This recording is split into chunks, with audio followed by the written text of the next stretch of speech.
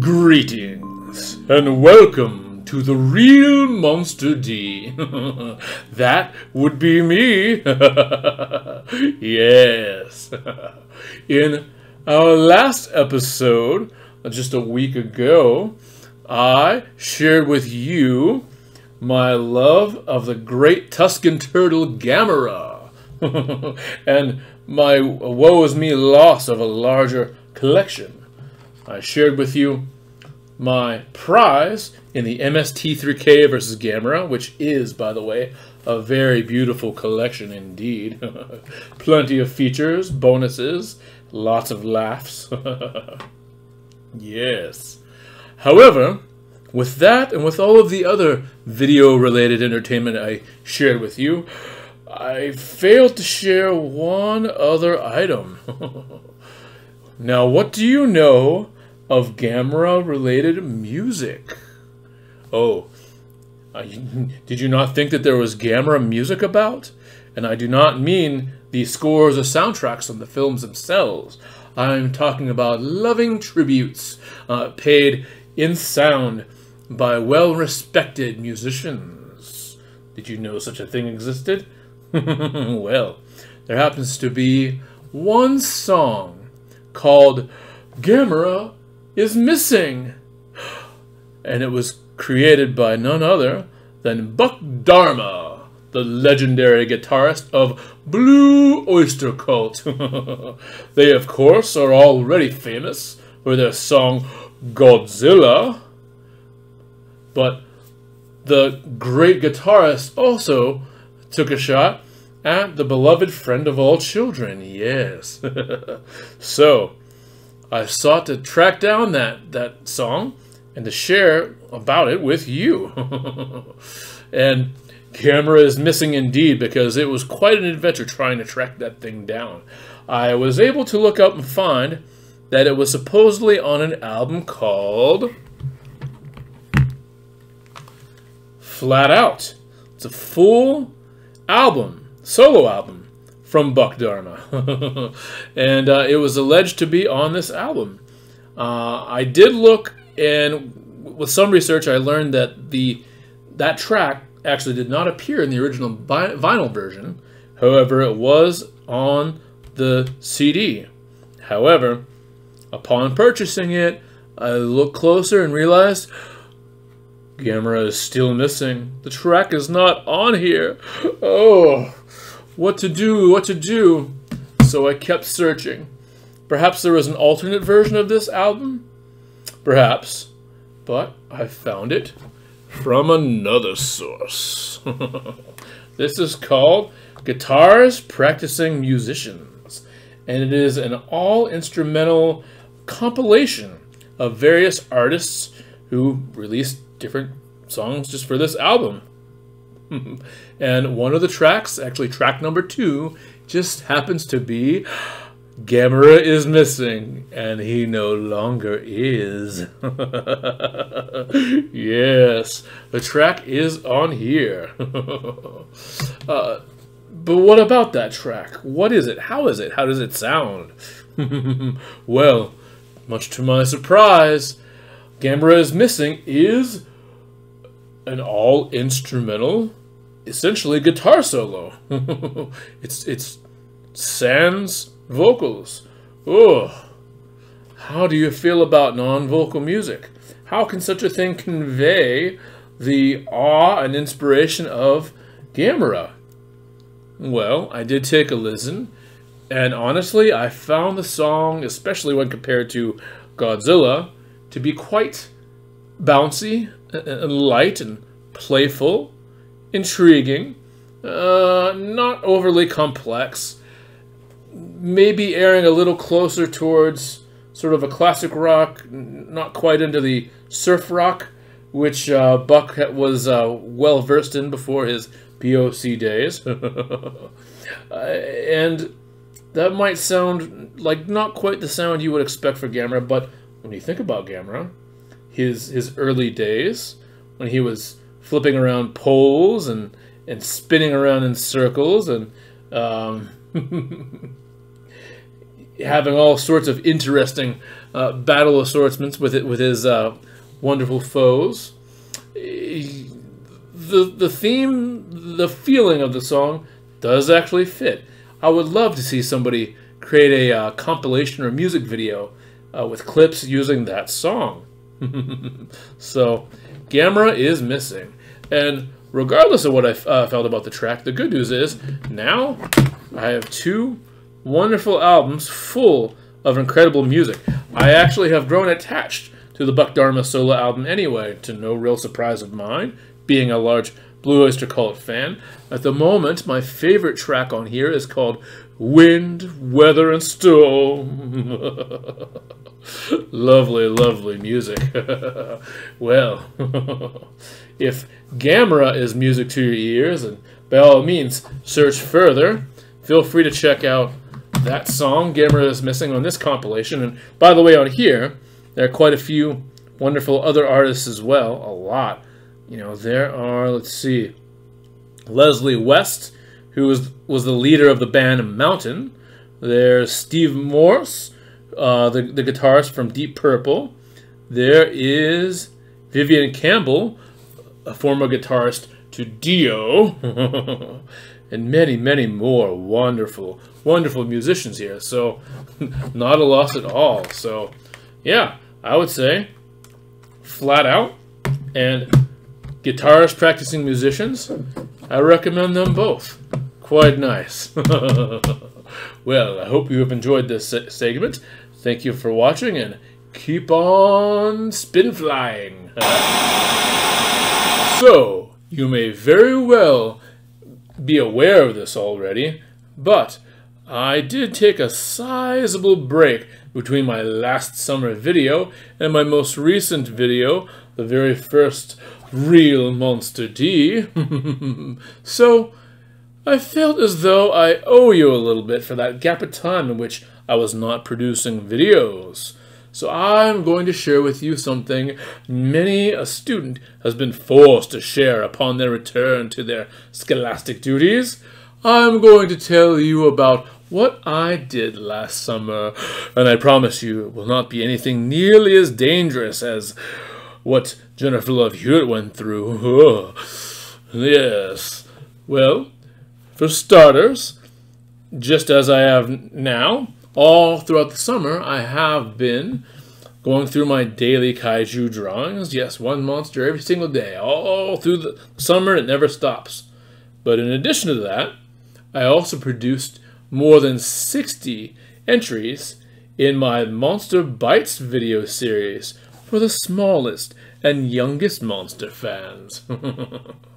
I also participated in Roger Corman, yes, that Roger Corman's very own first and last Pandemic Film Festival. Yes, I made a 2-minute short video entitled A Monstar is Born. And you can find that video right here on YouTube. Yes. Beyond that, I also began concept and production work on 2 brand new children's books. Yes. Oh, fear not. I have not forgotten about Project D. However, I do believe what I am working on now is much more relevant to our world and our time now. More about that in the near future. Yes.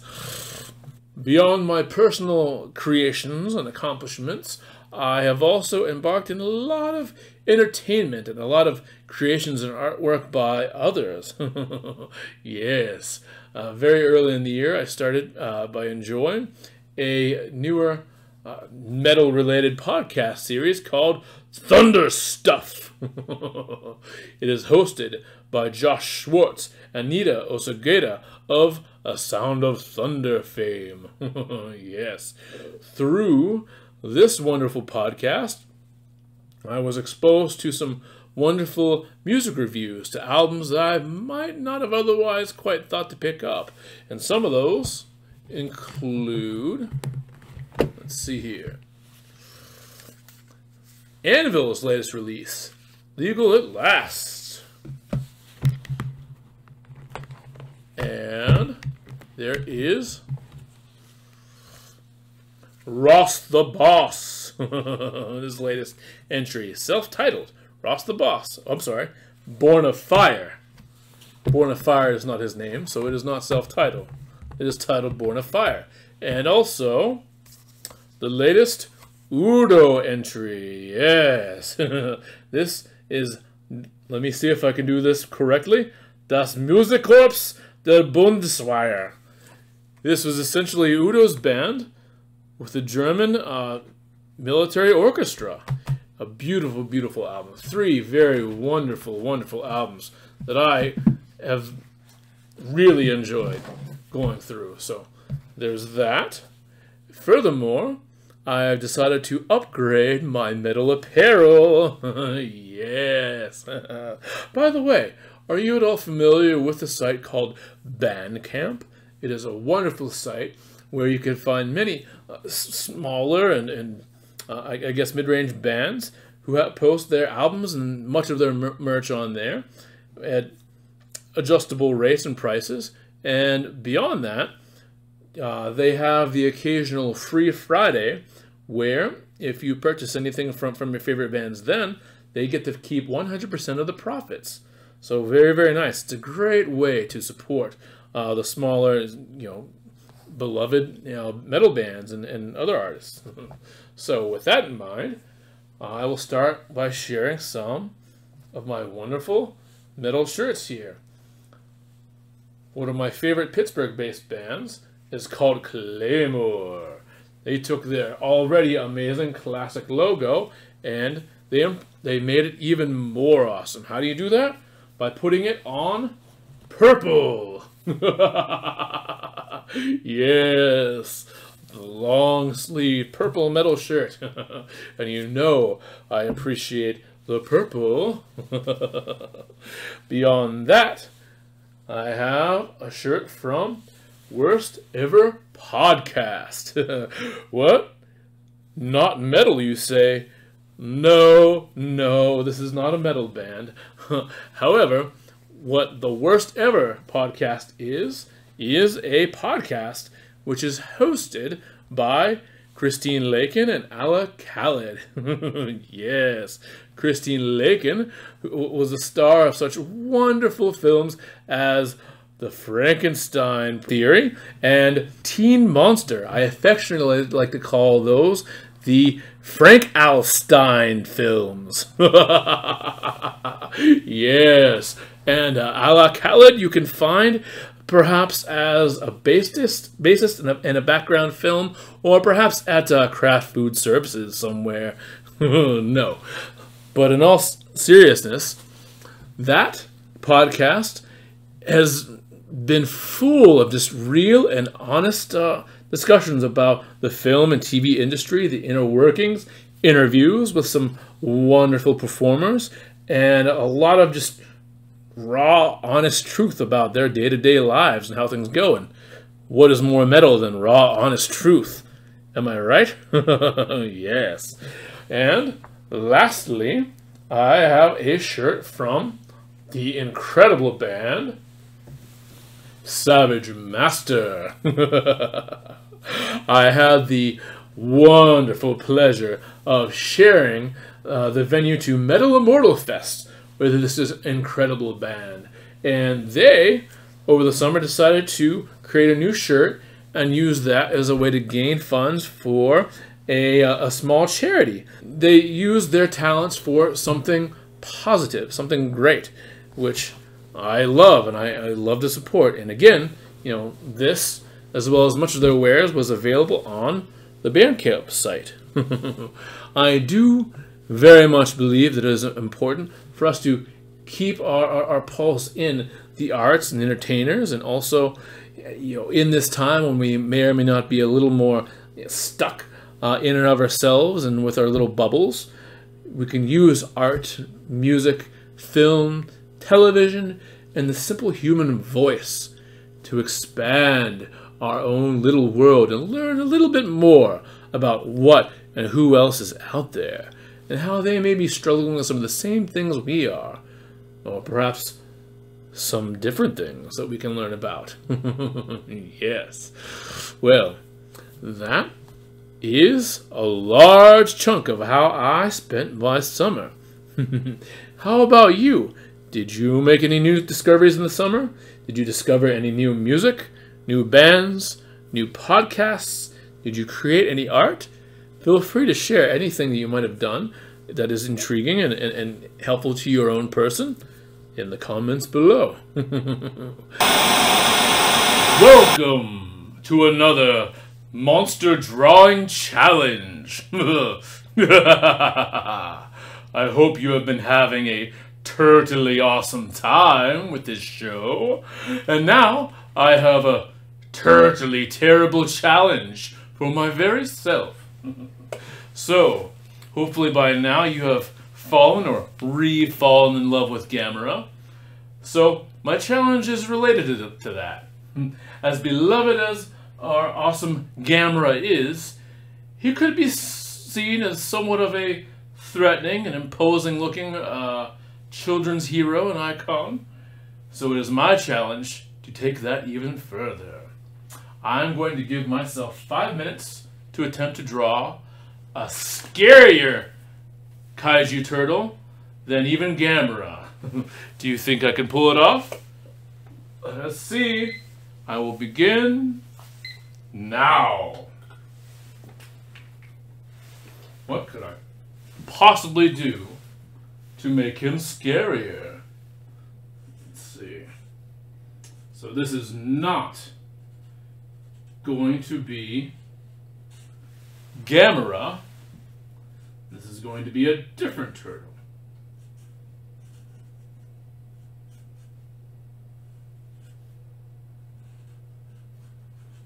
I feel like the first thing I need to do is omit those teeth. I see how they can look imposing, but there's something about a natural turtle's teeth that's just in the right situation.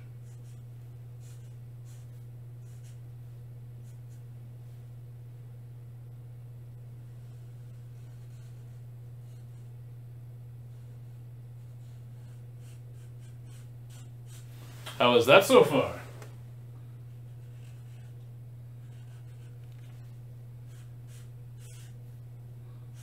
Ooh.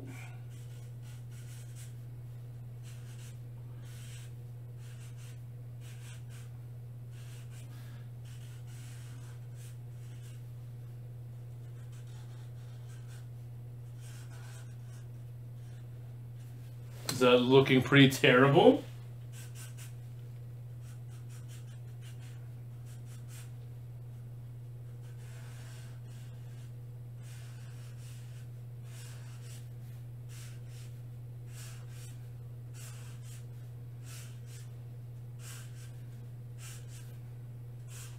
What would you do if you saw a giant, monstrous turtle walking about? Do you like turtles enough that you might want to get closer and explore?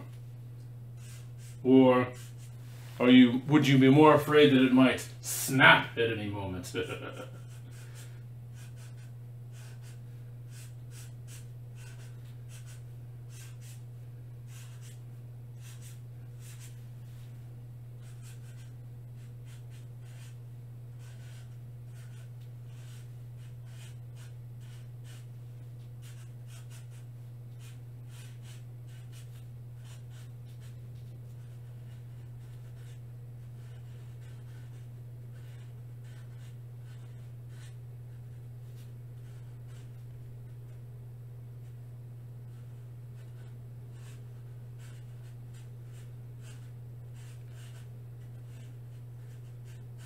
Now, are you aware of any other turtle kaiju that exist already besides Gamera?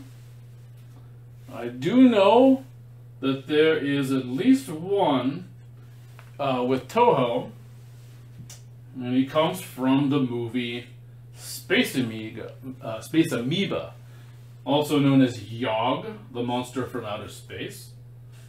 And that turtle is called Camebus.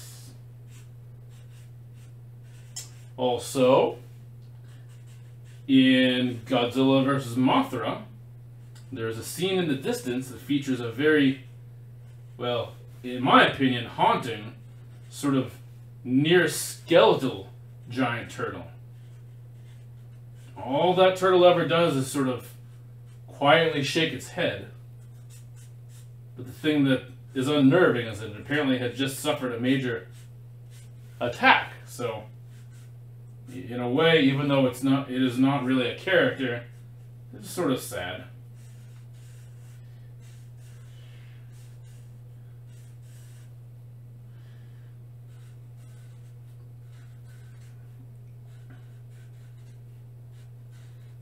Oh, there is also an episode of Ultra Q, the precursor to Ultraman. There is actually a turtle that is ridden by a young boy. I'll have to look to see which came first. That episode of Ultra Q or Gamera. Be interesting if one actually influenced the other. How often do you think that happens with movies and television and entertainment? It is hard not to be influenced by the cool things we see every day, right?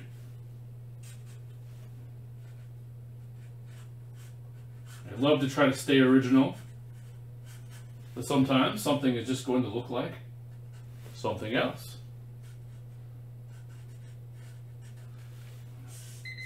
Oh! Time. So 5 minutes. And that is my, actually here, let me sign it.